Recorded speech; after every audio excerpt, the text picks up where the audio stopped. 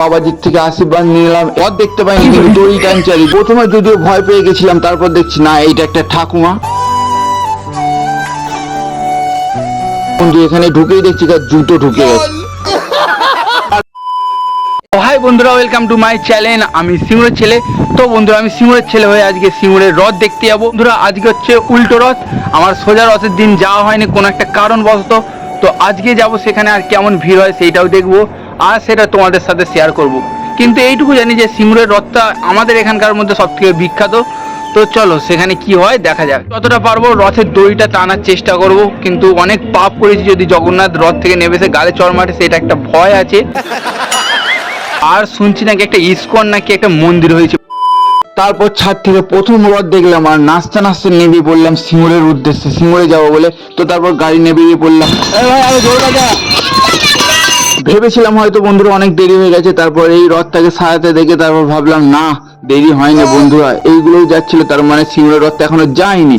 তো তারপরে এখানে যাই ঢুকতে গেলাম, নো এন্ট্রি। কিন্তু আমিও পরীক্ষায় টুকলি করে পাস করেছি। ঠিক যেমন একটা অন্য রাস্তাতে যাওয়ার চেষ্টা করলাম, কিন্তু এখানেও বন্ধুরা ভিড়। তারপর কি করলাম, গাড়িটা রেখে দিলাম আর সামনের দিকে চলে গেলাম। সামনের দিকে গিয়ে দেখছি বন্ধুরা প্রচুর ভিড়, আর এখানে প্রচুর গরম লাগছিল। ব্যান্ড পার্টিকে দেখতে দেখতে একটা দাদা আমাদেরকে বললো, তো তারপর এদিকে বাবাজির থেকে আশীর্বাদ নিলাম এসে প্রথমত। তারপর এদিকে এগিয়ে যাচ্ছিলাম, এদিকটা একটু ফাঁকা ছিল যদিও। আর ইনাকে যে চিনবে অবশ্যই কমেন্টে জানাতে বলবে। তারপর বন্ধুরা এখানে ঢাকিরা ঢাক ঢোল বাজাতে বাজাতে আসছিল, আর তারপর এখানে বক্সও যাচ্ছিল। আর সবাই দেখতে পাচ্ছ বন্ধুরা কত নাচছে বন্ধু, আজকে সবার খুশি। কিন্তু আমি রথ খুঁজছিলাম, তো ফাইনালি একটা ভাইয়ের সাথে দেখা হয়ে গেল এখানে বন্ধুরা। তারপরে এখানে রথের দড়িয়ে চলে এলো, রথ দেখতে পাইনি কিন্তু দড়ি টানছে। আর এদিকে ঠাকুমাকে দেখতে পাচ্ছ, রাধা কৃষ্ণকে খুব সুন্দর ভাবে নাচাচ্ছে। প্রথমে যদিও ভয় পেয়ে গেছিলাম, তারপর দেখছি না এইটা একটা ঠাকুমা। তারপর বন্ধুরা রথের দড়ি টানার অনেকক্ষণ পর রথটাকে দেখতে পেলাম, আর তারপর প্রসাদও পেলাম, খেলাম জিলিপি। তারপর এখান থেকে প্রসাদ চাইলাম, কিন্তু আর পেলাম না বন্ধু, আমার বেলায় প্রসাদ শেষ হয়ে গেল। তারপর রথটা চলে যাওয়ার পর একটু ভিড়টা কমলার গাড়ি নিয়ে বেরিয়ে চলে এলাম ইস্কন মন্দিরে। বন্ধু এখানে ঢুকেই দেখছি জুতো ঢুকে গেছে।